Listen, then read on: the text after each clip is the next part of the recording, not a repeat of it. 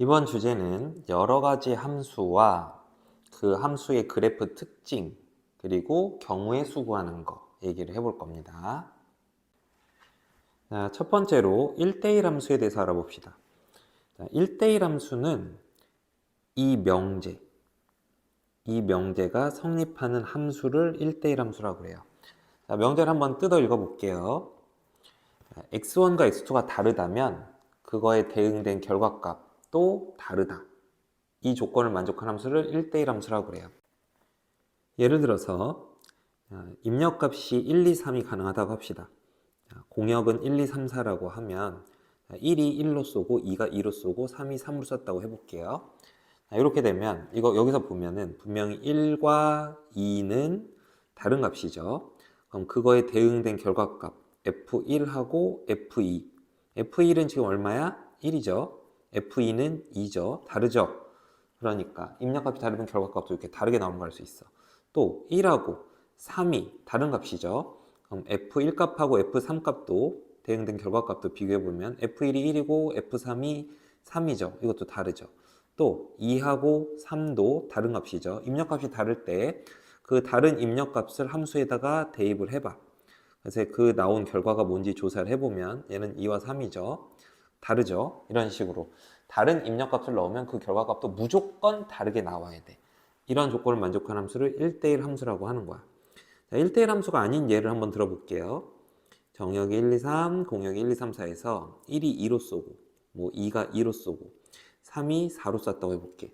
자, 이 함수 같은 경우는 1하고 2는 분명히 다른 값인데 근데 그거에 대응된 결과 1을 넣었을 때 나온 결과 2죠. 2를 넣었을 때 나온 결과 2죠. 서로 다른 입력값을 넣었는데 함수값이 똑같게 나오죠. 이런 경우는 1대1 함수가 아니에요. 여기 결과값 입장에서 봤을 때 결과값 하나에 대해서 입력값이 두 개가 연결이 됐죠. 그러니까 뭐 x하고 y의 b가 2대1인가? 그러니까 뭐 2대1 함수? 뭐 그런 말은 없지만 그렇게 얘기할 수 있겠지. 그래서 얘는 1대1 함수가 아닙니다. 자, 그러면 1대1 함수 그래프는 어떤 특징을 갖고 있는지 봅시다. 자, 옆에 그림을 지금 몇 개 그려놨는데 정의역이 연속적으로 있지 않고 그 정의역이 1, 2, 3, 4 이렇게 있고 공역도 1, 2, 3, 4인 경우에 대해서 첫 번째 그림, 요 그림이요. 요 그림에서 보면 1을 넣었을 때 2가 나오고 2를 넣었을 때 1이 나오고 3을 넣었을 때 4가 나오고 4를 넣었을 때 3이 나오는 이런 함수를 보자고. 자, 요거는 입력값이 다르면 결과값도 다르니까 1대1 함수 맞아요. 그럼 얘의 그래프를 그려보시면은 1을 넣었을 때 2가 나오죠. 1을 넣었을 때 결과가 2가 나와요. 그럼 그걸 그래프로 찍으면 1,2를 찍게 돼요. 2를 넣었을 때 1이 나오면 2,1을 찍게 됩니다. 그다음 3을 넣었을 때 4가 나오니까 3,4라는 점을 찍어 주셔야 되고요. 4를 넣었을 때 3이 나오니까 4,3을 찍어주면 되는 거죠. 그래서 이런 식으로 그려지게 되는데 이 그래프는 1대1 함수의 그래프가 맞아요. 자, 그럼 1대1 함수 그래프는 어떤 특징이 있냐면 이렇게 y축, 자, x축하고 평행한 x축하고 평행한 선을 그려봤을 때 x축하고 평행한 선을 그렸을 때 이 선하고 만나는 점이 이렇게 하나씩밖에 없어요. 그러면 1대1 함수가 됩니다. 자, 그런데 두 번째 함수 보자. 예.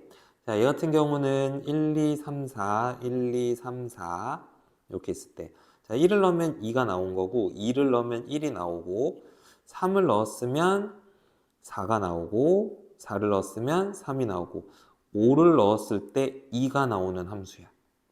자, 정의역이 1, 2, 3, 4, 5, 공역은 1, 2, 3, 4. 자, 그럼 이걸 갖고 이제 그린 건데 얘는 특징이 뭐냐면 자, 여기 그려놓은 거 갖고 해볼게. 자, 여기 이 점들을 지나게 x축에 평행한 선을 그어 봤을 때 이런 식으로 쭉 그어 봤을 때 여기 y 값이 2인 경우에 대해서 x 값이 1과 5 두 개가 있죠. 자, y 값이 2인 경우에 대해서 1을 넣었을 때도 2가 나오고 5를 넣었을 때도 2가 나오는 거야. 그러니까 이렇게 수평한 선을 그렸을 때 두 점 이상에서 만나는 경우가 발생하면 1대1 함수가 아니게 됩니다. 자, 그래서 1대1 함수를 인지 아닌지를 판단하는 방법은, 자, 이렇게 x축에 평행한 선을 그렸을 때 x축하고 평행한 선이 그 함수 그래프랑 만나는 점이 두 개 이상에서 만나면 요거는 1대1 함수가 아니에요. 1대1 함수가 아니다. 이렇게 정리를 할 수가 있습니다. 자, 이번에는 이렇게 그 정역하고 공역이 몇 개 없는 경우만 해봤는데 그런 거 말고, 자, 이제 연속적으로 그려지는 정역이 실수 전체 범위인 이런 함수 그래프에 대해서도 생각을 해볼게요. 자, 그러면 일단 여기 위에 얘네들은 1대1 함수의 그래프들을 그려놨어요. 그리고 1대1 함수의 그래프가 아닌 걸 그려봤어요. 이것도 어떻게 판단을 하면 되냐면요. 자, x축에 평행한 선들을 이렇게 그어보는 거야. x축에 평행한 선을 이렇게 그어보는 거야. x축에 평행한 선을 그었을 때 만나는 점이 하나밖에 없다면 이거는, 자, 입력값이 주어졌을 때 이 입력값에 대응되는 y값이 하나씩밖에 없다는 소리예요. x값이 주어졌을 때 그에 대응된 결과가 하나밖에 없는 거야. 또 이런 식으로 이렇게 감소하는 그래프도 그려보면, 계속 감소하는 그래프, 얘도 x축의 평행한 선하고 만난 점이 이렇게 하나씩밖에 없죠. 그렇다는 건 이렇게 입력값이 다를 때 결과값이 하나밖에 안 나온다는 소리가 됩니다. 자, 그런데 그 밑에 그림처럼 이렇게 x축의 평행한 선을 그었을 때 함수의 그래프랑 만난 점이 두 개가 발생을 하면, 자, 이거는 봐봐. 마이너스 1이라는 값을 넣었을 때 y좌표가 3이니까 마이너스 1에 대응된 값이 3. 3에 대응된 값도 x에다 3을 넣었을 때 대응된 결과도 3이니까 얘는 마이너스를 넣었을 때 3 나오고 3을 넣었을 때도 3이 나온다는 소리가 돼서요. 이렇게 되면 1대1 함수가 아니게 되는 거야. 그래서 1대1 함수 그래프에, 그러니까 그 정역이 실수 이렇게 연속적으로 나와 있는 함수에 대해서 이게 1대1 함수가 그래프가 될 조건은, 자, 그래프가 계속 증가만 하거나 또는 감소만 해야 돼요. 지금 여기 안 되는 그림처럼 이게 감소하다가 증가하잖아? 그러면 이렇게 두 점에서 만날 수밖에 없다고.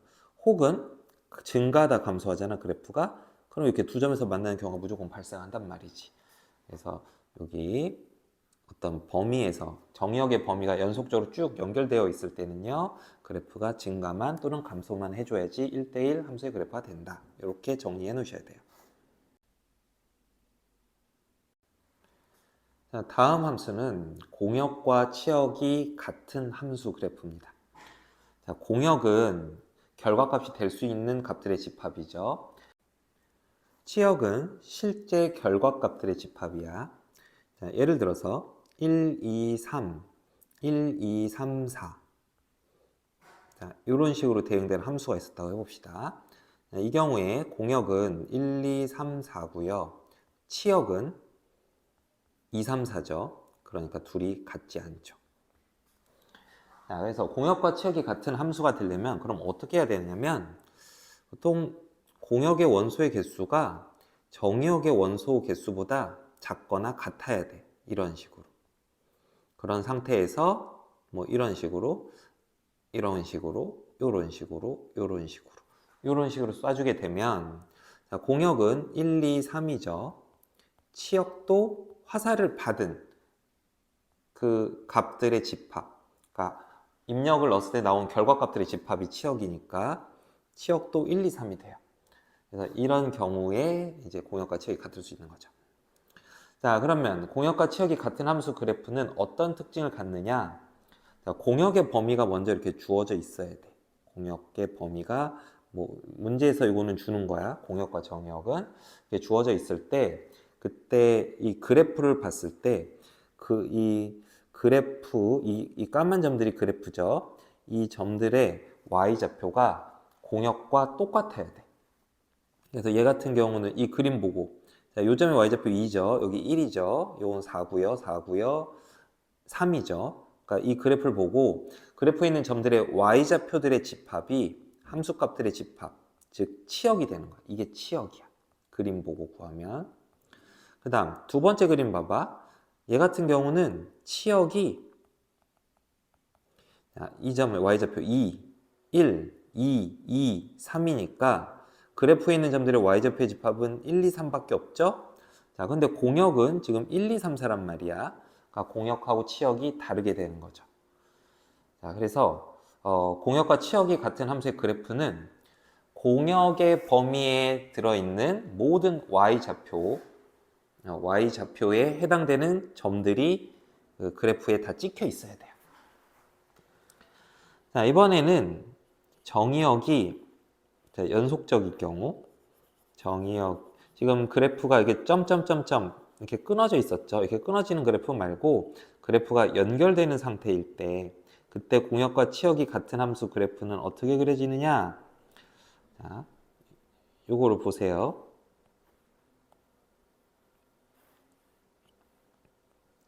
자, 요 그림을 보시면요.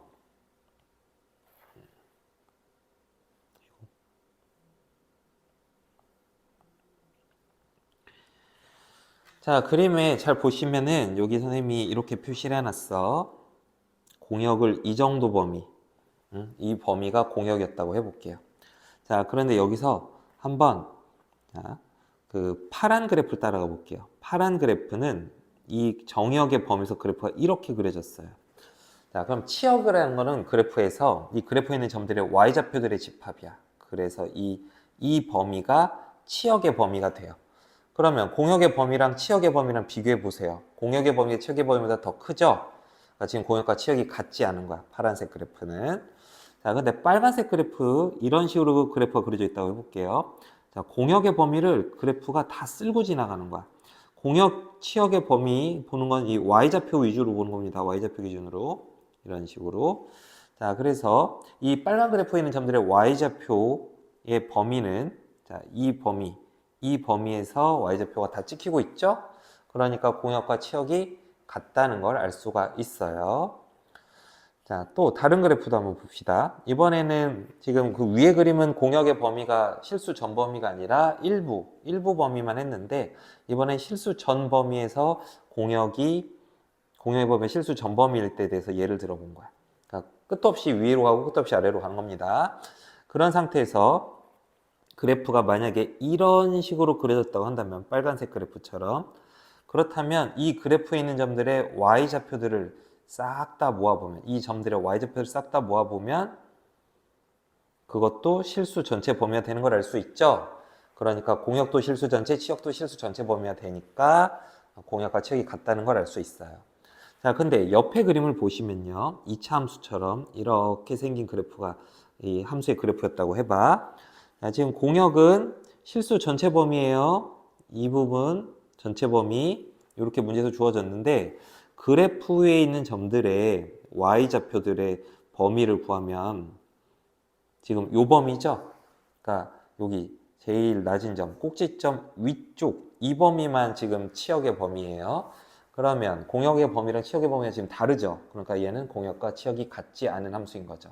그래서 공역과 치역이 같은 그런 함수 그래프는 공역의 범위가 주어져 있을 때 그 범위에 그 해당되는 y좌표가 모두 다 존재해야 돼요. 그럼 그 공역의 범위를 그래프가 모두 다 쓸고 지나가게 그려져야 됩니다.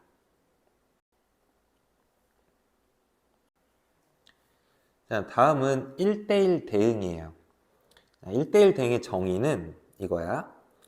1대1 함수이고 동시에 공역과 치역이 같은 함수. 그러니까 앞에서 했었던 7번, 8번 1대1 함수 했었죠. 그리고 8번에서 공역과 치역이 같은 함수 했었죠. 이 두 조건을 모두 만족하는 함수를 1대1 대응이라고 합니다. 그래서 1대1 대응 함수의 그래프는 1대1 함수의 그래프의 특징과 공역과 치역이 같은 함수의 특징을 모두 갖고 있어요. 그래서 일단 여기 점들로 이루어진 함수 그래프에 대해서 한번 봅시다. 자, 이렇게 생겼어요. 자, 여기 1대1 대응인 함수와 1대1 대응이 아닌 함수의 예를 이렇게 두 가지로 해봤는데, 자, 요거를 집합으로 표시를 해서 연결 관계를 한번 볼게요. 자, 정의역 1, 2, 3, 4고 공역도 지금 1, 2, 3, 4인 상황이야.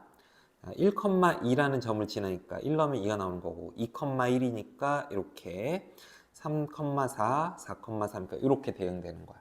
자, 그럼 이 함수는 x값이 다르면 입력값이 다르면 결과값도 다르죠? 그러니까 1대1 함수가 맞아요. 1대1 함수 맞고요. 그리고 공역이 1, 2, 3, 4인데 치역. 함수값들의 집합도 1, 2, 3, 4죠? 그러니까 공역과 치역이 같다는 조건도 성립을 해요. 그러므로 이 함수는 1대1 대응이 되는 겁니다. 자, 그런데 두 번째 그림 보세요. 두 번째 그림은 정의역이 1, 2, 3, 4고요. 공역이 1, 2, 3, 4, 5예요. 자, 그러면 1을 넣었을 때 2가 나오고 2를 넣었을 때 1이 나오고 3을 넣었을 때 4가 나오고 4를 넣었을 때 3이 나와. 그런데 자, 그래서 이 그래프는 입력값이 다르면 그 결과값도 다르게 나오니까 이건 1대1 함수가 맞아요. 그런데 공역은 1, 2, 3, 4, 5인데 치역은 1, 2, 3, 4, 5가 아니죠. 자, 이런 상황이야. 그러므로 얘는 1대1 대응은 아닌 거죠. 자, 다음은 자, 여기 정의역의 범위가 연속적으로 나오는 그래프를 봅시다. 그러니까 그래프가 쭉 연결되는 그래프를 볼게요. 자, 첫 번째 그림 보시면 자, 공역의 범위가 이렇게 제한된 범위로 잡아봤어. 자, 이랬을 때 파란색 그래프를 보세요. 자, 파란색 그래프 보면요. 그래프가 이렇게 계속 올라가고 있어요. 그러니까 얘는 1대1 함수가 맞아요. 계속 증가만 하거나 계속 감소만 하는 그래프는 여기 옆에 그림도 마찬가지 계속 감소만 하는 그래프는요. 입력값이 다르면 결과값도 무조건 다 다르게 나옵니다. 다른 입력값에 대해서 결과 똑같이 나온 경우가 없어요. 자, 그런데 지금 보시면 파란색 그래프는 치역의 범위, 그래프에 있는 점들의 y좌표의 범위를 보면 이렇게 파란색으로 치역 오른쪽에 표시해놨죠. 치역의 범위는 요만큼 나와요. 그러면 공역의 범위랑 치역의 범위 비교해보면 서로 다르죠? 그러니까 얘는 공역과 치역은 같지 않아. 그래서 1대1 대응은 아니야. 근데 빨간색 그래프 보시면 요 범위에 정역과 공역으로 둘러싸인 요 네모난 범위의 양쪽 끝점을 지나는 이 양쪽 끝점을 지나게 이렇게 두 개 그래프를 그려봤어. 증가하는 거랑 감소하는 걸로. 자, 보면 두 그래프 다 증가만 하거나 감소만 하니까 1대1 함수가 맞아요. 그리고 치역의 범위 찾아보시면 그래프에 있는 점들의 y좌표의 범위를 보면 요게 치역의 범위야. 여기도 그래프에 있는 점들의 y좌표의 범위를 조사를 해보면 요게 치역의 범위인데 이 범위가 공역의 범위랑 똑같죠. 그러니까 공역과 치역이 같은 함수가 돼요. 그러므로 1대1 대응이 되는 겁니다. 자, 그 다음에 밑에 그림을 또 볼게요. 이번에는 공역이 지금 그 위에 그림은 공역의 양쪽 끝이 이제 제한된 걸 했는데 이번에는 한쪽 끝이 열려 있는 경우를 해볼 거야. 자, 첫 번째 그림 같은 경우는 정의역이 이쪽 범위예요. 아이고 빨간색이네요. 정의역이 이쪽 범위고 공역은 이쪽 범위. 자, 한쪽 끝이 열려 있어요. 계속 가는 거야. 자, 이 범위에서 선생님이 까만색 그래프, 파란색 그래프, 빨간색 그래프를 그려봤는데요. 자, 일단 까만색 그래프는 함수 자체가 아닙니다. 이건 왜 함수가 아니죠?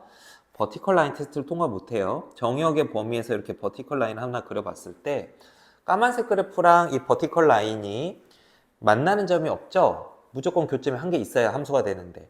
그러니까 이 x값에 대해서는 결과값이 빵개가 나온다는 거야. 그래서 함수가 아니게 되고요. 그 다음 파란색 그래프는 함수는 맞아요. 그죠? 이렇게 버티컬 라인들을 그려보면 어디서 긋더라도 한 점에서 만나니까 함수는 맞습니다. 그런데 그리고 계속 그래프가 계속 증가만 하니까 1대1 함수도 맞아요. 입력값이 다르면 결과는 무조건 다르게 나온다고. 자, 그런데 공역이 그 까만색 범위인데 자, 치역이 어디냐면 이만큼이 치역의 범위야. 요만큼이. 공역의 범위보다 좀 작죠? 지금 공역의 범위는 이만큼이 공역이었어요. 이만큼이. 공역의 범위보다 좀 작아요. 그래서 공역과 치역이 다르기 때문에 1대1 대응은 아니에요. 이제 빨간색 그래프 같은 경우는요. 요 끝점, 요 모서리부터 시작해서 계속 올라가게 그려졌어. 그러면 치역의 범위도 이만큼이 되는 거죠. 그래프에 있는 점들의 y좌표 값들이 함수 값들이거든. 그 y좌표들의 집합이 바로 이제 치역이 되는데 공역의 범위랑 치역의 범위가 똑같다는 걸 알 수 있어요. 다른 그림들도 마찬가지예요. 자, 모두 나머지 3개 그림에서도 까만색 그래프들은 다 함수가 아닌 그래프들을 그려본 거야. 정의역의 범위에서 버티컬 라인 테스트를 통과를 해야 돼요. 근데 얘네들은 여기 이런 경우에 통과 못하고 여기서 통과 못하고 여기서 통과 못하죠. 지금 선생님이 버티컬 라인 그렸을 때 그 x에 해당되는 y 값이 없다고 빤 게 있으니까 결과가 없으니까 이건 함수가 아닌 거야. 자, 그리고 일단 파란색 그래프들은 모두 다 1대1 함수예요. 왜냐면 감소함수니까. 감소함수 아니면 여기도 감소함수죠. 여기는 증가함수인데 그러니까 입력값이 다르면 결과값이 무조건 다르게 나옵니다. 그런데 이제 공역에 대해서 이제 치역의 범위가 좀 다르죠. 치역의 범위가 공역보다 작아요. 여기도 파란색 그래프에 있는 점들의 y좌표의 집합들을 찾아보면 공역의 범위보다 작습니다. 자, 근데 이제 빨간 그래프들은 이 범위의 모서리들을 지나는 걸 알 수 있어. 감소함수니까 1대1 함수인데 모서리까지, 요런 모서리까지, 여기도 요 모서리까지 그려지니까 치역의 범위가 공역의 범위랑 다 똑같게 그려져. 1대1 함수면서 공역과 치역이 같아지게 그려졌으니까 얘네들은 빨간 그래프들은 1대1 대응이 되는 겁니다. 자, 다음은 상수함수. 자, 상수함수는 입력값이랑 상관없이 결과가 한 개만 나오는 함수야. 자, 여기 그래프로 바로 볼게. 그래프를 보면 자, 1을 넣었을 때도 K가 나오고 2를 넣었을 때도 K가 나오고 3을 넣었을 때도 K가 나오고 4를 넣었을 때도 K가 나오는 이런 함수. 그러니까 입력값이랑 상관없이 결과가 오직 한 개의 상수값만 나오는 함수. 이거를 상수함수라고 합니다. 그래서 상수함수의 치역의 원소는 항상 한 개가 됩니다. 그리고 상수함수의 그래프는 항상 이렇게 x축에 평행한 선 위의 점들로 이루어져 있어요. 그 다음에 옆에 그림처럼 정역이 실수 전체 범위일 때 그러면 그 점들을 다 찍어보면 이런 식으로 선이 돼서 그려지겠죠. 이 선으로 그려질 때도 마찬가지로 x축에 평행한 선으로 그려지게 됩니다. 자, 다음은 항등함수야. 자, 항등함수는 정의역과 공역이 같고, 자, 첫 번째 조건, 정의역하고 공역이 같아야 돼요. 그런 상태에서 입력값과 어떤 함수, f라는 함수가 항등함수에 따른다면 입력값과 결과값이 같은 함수. 여기서 a는 정의역의 원소예요. 이런 함수를 항등함수라고 합니다. 예를 들어서 정의역이 1, 2, 3, 4였잖아? 그럼 공역도 1, 2, 3, 4여야 해요. 자, 그러면서 입력값이 1이었으면 결과값도 1, 2면 2, 3이면 3, 4면 4 이런 식으로 입력한 값이 그대로 나오는 함수를 항등함수라고 하고요. 보통은 이렇게 쓸 거야. i라고 쓸 거야. i, x는 x 이렇게 써지는 함수. 꼭 i로 쓸 필요는 없어요. fx는 x 이렇게 써도 상관없고 뭐 gx는 x 이렇게 써도 상관없습니다. 근데 이제 보통 항등함수라는 것을 명시적으로 표현할 때는 이름을 i라고 씁니다. 자, 항등함수의 그래프는 y는 x라는 직선 위의 점들로만 이루어진 함수예요. 자, 첫 번째 그림 보세요. 여기 4개의 점으로 이루어진 그래프가 있습니다. 자, 이 그래프는 보면 1 넣었을 때 1,1, 2,2, 3,3, 4,4로 이루어져 있죠. 그 말은 x좌표가 입력값이고 y좌표가 결과값이니까 입력값과 결과값이 똑같다는 소리죠. 그래서 이렇게 그려질 수 있고요. 점으로만 이루어진 함수였으면 자, 정의역이 실수 전체 범위여서 이제 그래프가 선으로 그려지게 됐을 때는요. y는 x가 항등 함수가 됩니다.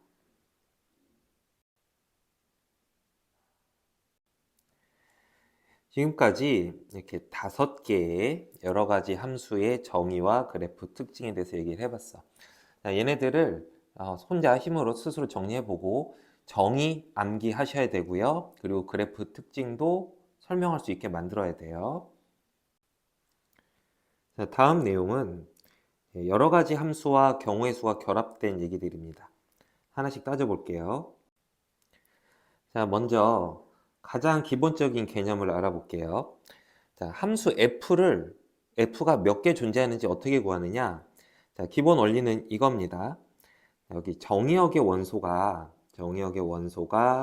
공역의 원소 5, 6, 7이라고 하면 정의역의 원소 입장에서 공역의 원소를 선택하는 거야. 이게 첫 번째 방법이고요. 자, 요거는 이제 보통 순열을 쓰게 됩니다. 이따 다음 내용에서 구체적으로 알아볼 거야. 자, 두 번째 방법은요. 이번에는 공역의 원소 입장에서 자기한테 화살을 쏠 애를 선택을 하는 거야. 뭐 1이 화살 5로 쏠 건지, 2가 5로 화살을 쏠 건지, 3이 5로 화살을 쏠 건지. 공역의 원소는 화살을 무조건 하나만 받아야 되는데 누구한테 화살을 받을 건지를 뽑아주는 그런 방법으로 경우의 수를 구할 수 있어요. 요거는 이제 조합을 쓰게 될 겁니다. 자, 다음 내용에서 이제 구체적으로 이 내용이 어떻게 사용되는지 볼 거야. 자, 제일 먼저 함수는 몇 개 만들 수 있는지 알아보도록 합시다. 여기 글은 문자로 써져 있어서 이해하기가 힘드니까 선생님이 예를 갖고 해볼게요. 1, 2, 3, 4. 그 다음에 이쪽은 5, 6, 7. 정의역이 1, 2, 3, 4고 공역이 5, 6, 7이야. 자, 그럼 이거는 정의역 입장에서 선택하는 경우의 수를 구하면 돼요. 자, 1이라는 놈이 이제 화살을 쏴야 되는데 함수가 되려면 1이 5, 6, 7 중에 하나로 쏴야 되는 거죠. 그래서 1이 선택할 수 있는 경우의 수는 세 가지예요. 화살을 쏠 수 있는 경우의 수는 세 가지. 그 다음에 2가 화살을 쏠 수 있는 경우의 수도 마찬가지 5, 6, 7 중에 아무 놈한테 쏘면 되죠. 세 가지. 3도 5, 6, 7 중에 한 놈으로 쏘면 되죠. 세 가지. 4도 5, 6, 7 중에 한 놈으로 쏘면 돼요. 세 가지. 그래서 함수는 총 몇 개 만들 수 있냐면 81개를 만들 수가 있어요.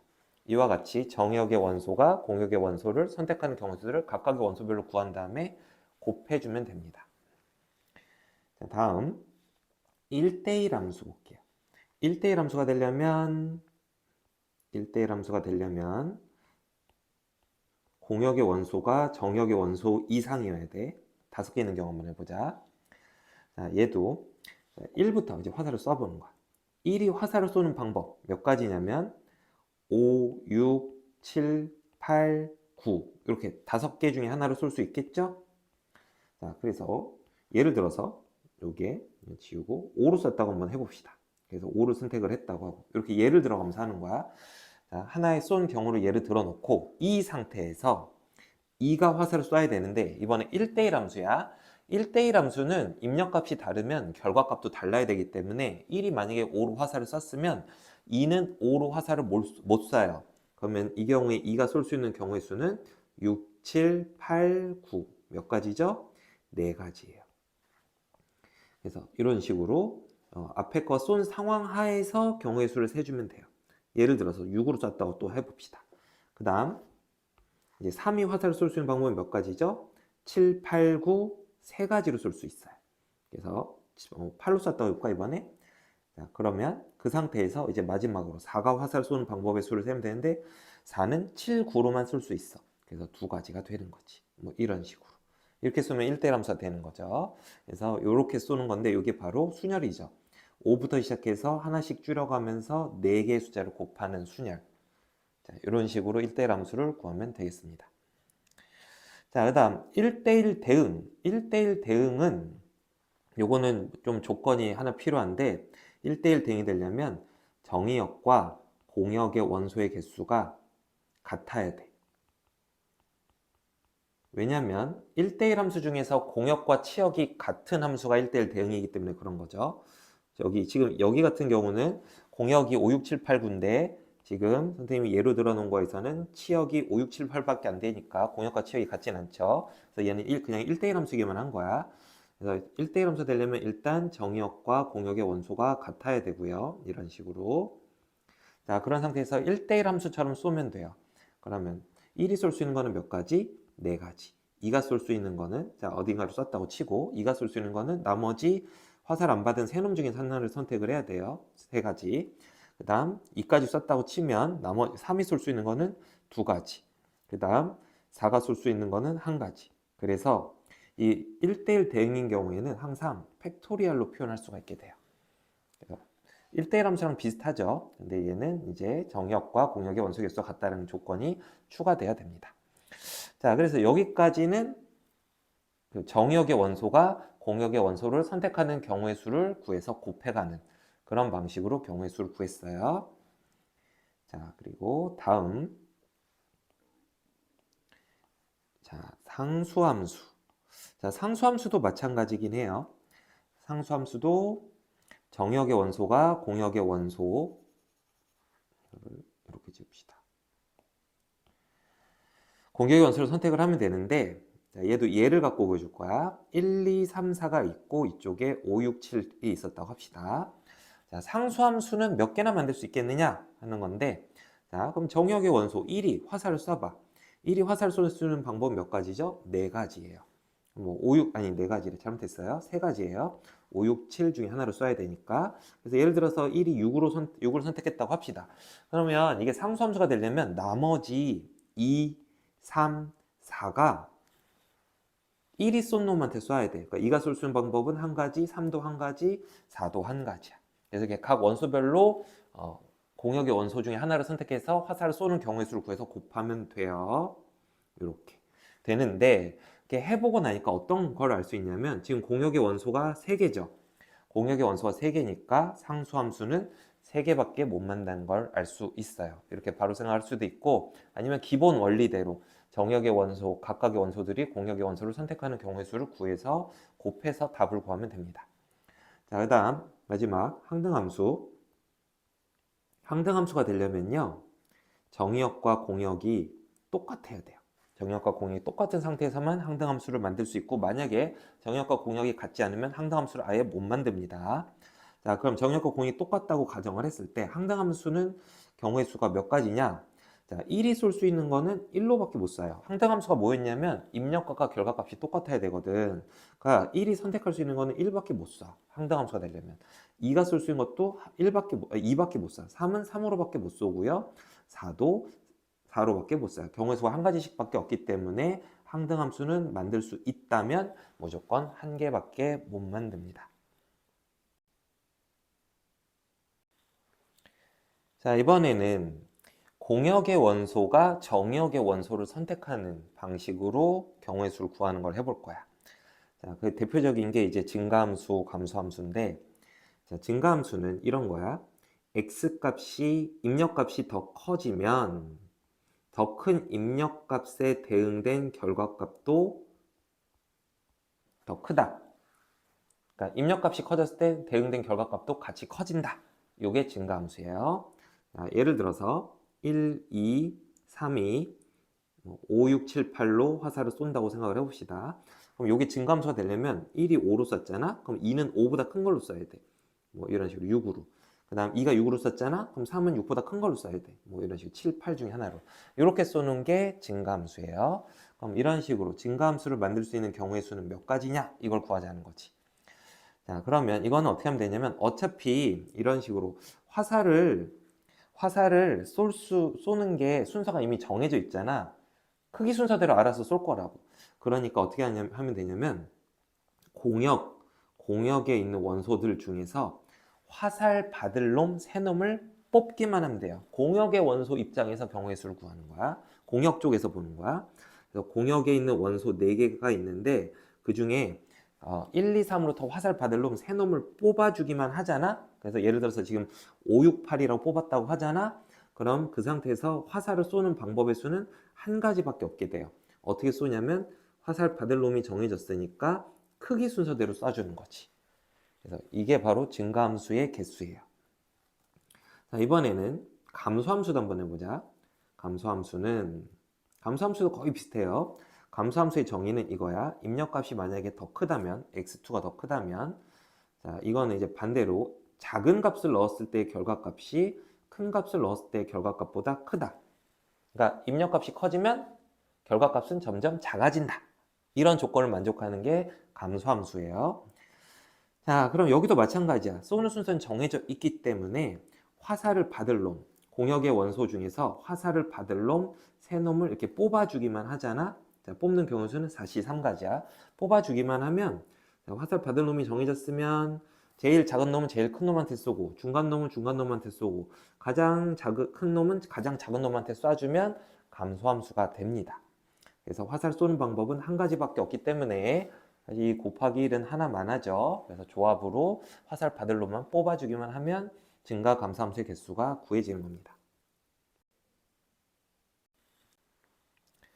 자, 다음은 공역과 치역이 같은 함수의 개수 구하는 방법입니다.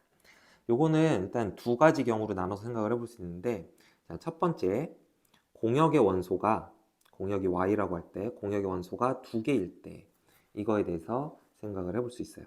이 경우에는 여사건을 이용을 해서 문제를 해결하면 편합니다. 여사건. 자, 예를 들어 볼게요. 1, 2, 3, 4 여기 5, 6 공역이 원소가 두 개밖에 없는 거야. 자, 근데 공역이 5, 6이면 치역도 5, 6이 되게 만들어줘야지 공역과 치역이 같아지는 거거든. 그러려면 이 5하고 6이 화살을 하나 이상 받아야 돼요. 자, 그러면 이걸 어떻게 하냐면 일단 전체 함수, 만들 수 있는 전체 함수 개수를 구해보는 거지. 거기서 그 공역과 치역이 같지 않은 경우, 공역과 치역이 같지 않은 경우는 상수함수가 되는 경우거든. 공역의 원소 두 개일 때는 상수함수인 경우를 제외해주면 돼요. 자, 한번 해볼게요. 자, 1이 화살을 쏠 수 있는 방법의 수는 몇 가지죠? 5, 6 두 가지죠. 2가 화살을 쏘는 방법도 5, 6 두 가지, 3도 두 가지, 4도 두 가지. 그래서 전체 만들 수 있는 함수는 16개의 함수를 만들 수 있는데, 이 중에서 공역과 치역이 같지 않은 함수는 얘네들이 모두 다 5로 쏘게 되면 이때는 치역이 5 하나밖에 없죠. 이거는 공역과 치역이 같은 함수가 아니에요. 그러든지 혹은 모두 다 6으로 쏘게 되면 이것도 공역과 치역이 같지 않죠. 이와 같이 치역이 5, 6이 안 되게 되는 경우는 이렇게 상수함수인 경우 두 가지밖에 없어요. 그래서 이 두 가지를 제외를 해주면 되는 거죠. 그래서 몇 개 나오냐면 14개의 공역과 치역이 같은 함수를 만들 수가 있습니다. 자, 이번엔 두 번째, 공역의 원소가 3개 이상일 때는 지금 여사건을 이용해서 푸는 게 더 어려워요. 그래서 이때는 어떻게 하냐면 분배를 이용을 해서 함수의 개수를 구해주면 될 거야. 자, 예를 들어서 해볼게요. 이것도 1, 2, 3, 4, 5 그 다음에 여기 6, 7, 8 이렇게 원소가 3개 있는 경우 해봅시다. 자, 공역과 척이 같으려면 지금 그 결과값이 6, 7, 8이 돼야 돼. 그러니까 6, 7, 8이 적어도 하나 이상의 화살을 받아야 된다고. 그럼 어떻게 하냐면 이런 식으로 생각을 하는 거야. 여기 1, 2, 3, 4, 5를 3개의 그룹으로 분할을 해주는 거야. 나눠주는 거야. 이게 왜 3개의 그룹으로 분할을 하냐면 공역의 원소가 3개라서 3개로 분할하는 겁니다. 그리고 이렇게 분할된 그룹은 각각의 그룹들은 같은 원소한테 화살을 쏜다고 생각을 하고 분할을 해놓은 거야. 이런 식으로. 같은 조에 있는 애는 꼭 같은 놈한테 화살을 쏘기로 약속을 하고 분할을 한 다음에 화살을 쏘는 경우의 수를 구해주면 되는데, 이걸 계산하는 과정이 바로 분배예요. 자, 그러면 1, 2, 3, 4, 5를 먼저 3개의 조로 나눠보자. 어떻게 나눌 수 있냐면, 자, 첫 번째 조에 원소가 1개, 두 번째 조에도 원소가 1개, 세 번째 조에는 원소가 3개. 이렇게 분할을 할 수도 있고요. 조짜 주는 방법이. 그 다음에 첫 번째 원소에는 원소가 1개인데 두 번째 조에는 원소가 2개, 세 번째 조에 원소가 2개. 이렇게 분할할 수도 있어요. 얘네들이 순서 바뀌는 거는 상관없습니다. 뭐 113이랑 311은 똑같은 거야. 122하고 212 이런 것도 다 똑같은 겁니다. 그래서 이런 식으로 조짜 주면 될 건데, 이렇게 조를 짜는 경우의 수는 이렇게 두 가지밖에 없겠죠. 더 다른 숫자로 할 수 없죠.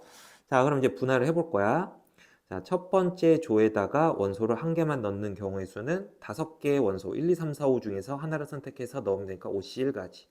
두 번째 조에다가 원소를 1개 넣는 경우의 수는 4개, 남은 원소 1을 제외한 나머지 4개 원소 중에서 하나를 뽑아서 두 번째 조에 넣으면 되겠죠. 예를 들어서 2를 넣었다고 하면 이렇게 두 번째 조를 만든 경우의 수는 4C1가지. 그럼 남은 원소 3개를 중에서 3개를 다 뽑아서 마지막 조에다가 이렇게 넣어주면 되겠죠. 자, 근데 이렇게 했을 때 문제점이 뭐가 있냐면 요 1하고 2가 자리를 바꿔도 1 혼자 한 조고 2 혼자 한 조야. 그러니까 1하고 2가 자리를 이렇게 바꿔서 뽑아봐도, 그러니까 처음에 OCL 5개 중에 한 개를 뽑을 때 1이라고 뽑은 거랑 2라고 뽑은 거는 보면 분명히 다르게 뽑은 거죠. 하지만 그리고 그 다음에 4C1로 뽑을 때 처음에 2로 뽑은 거랑 두 번째 1로 뽑은 거는 달라요. 분명히 다른데 전체적으로 봤을 때는 1 혼자 한 조고 2 혼자 한 조고 3, 4, 5가 같은 조야. 이렇게 보게 되면 전체적으로는 같은 상황이 되는 거죠. 그래서 중복돼요. 같은 사이즈의 그룹끼리 자리 바꾸는 경우의 수. 얘랑 얘가 자리 바꾸는 경우 수가 2팩토리얼 가지거든. 그만큼 중복돼서 나눠줘야 돼요. 자, 두 번째 경우는, 자, 첫 번째 조의 원소 5개 중에 하나를 뽑아서 넣어주고, 그 다음에는 남은 4개 원소 중에서 2개를 뽑아서 두 번째 조에다 넣어줘요. 이런 식으로. 그 다음 남은 2개 원소 중에서 2개를 모두 뽑아서 마지막 조에 넣어줘. 이렇게 해주는 다음에 여기도 마찬가지 2, 3, 4, 5 이렇게 뽑은 거나 4, 5, 2, 3 뽑은 거나 똑같아요. 4, 5, 2, 3 뽑은 거나 조원이 똑같잖아. 그래서 얘네 둘끼리 자리 바꾸는 경우에서 2팩토리얼 가지는데 그거만큼 중복돼서 나눠줘야 돼요.